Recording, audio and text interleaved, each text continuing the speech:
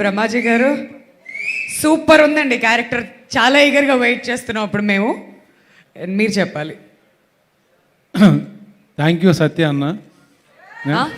అన్న నేను పిలవగానే పాపం నేను ఒక ఇద్దరు ముగ్గురిని ఇంట్రొడ్యూస్ చేయాలని చెప్పాను. మొత్తం క్రూ కాస్ట్ అంతా తనే ఇంట్రొడ్యూస్ చేసి పాపం ఒక ఫస్ట్ టైం ఒక హీరోని యాంకర్గా చేస్తున్నాను. నన్ను thank you so much Brahmaji గారు. ఇక నుంచి మీకు అవసరం ఉండదు. తను యాక్చువల్గా 10 minutes ఉండి వెళ్ళిపోతున్నాడు. బట్ ఈ ట్రైలరు, టీజరు, సాంగ్స్, ఆర్టిస్టులు, సీన్లు చూశాక మొత్తం లాస్ట్ వరకు ఉంటాను. క్వశ్చన్స్ ఆన్సర్స్ కూడా నేనే అడుగుతాను అంటున్నాడు. So thank you Satya, love you.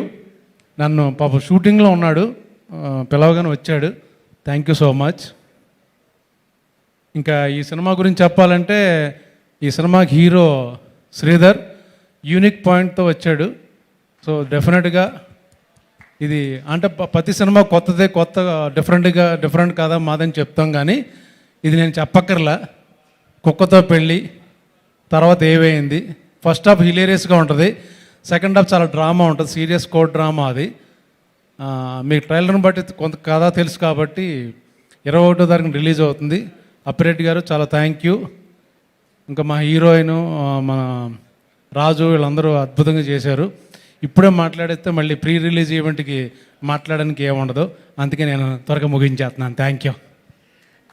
Thank you Brahmaji గారు. బట్ మిమ్మల్ని అన్న అదే నేను ఎగ్జాక్ట్లీ అది సత్యదేవ్ గారిని అన్నారు. ఆ తర్వాత ఆయన యంగ్ అండ్ డైనమిక్ అని ఇంట్రడ్యూస్ చేశారు. But these are the moments అండి మనం అందరం చెరిష్ చేసుకోవడానికి. ఇద్దరు super actors in one frame.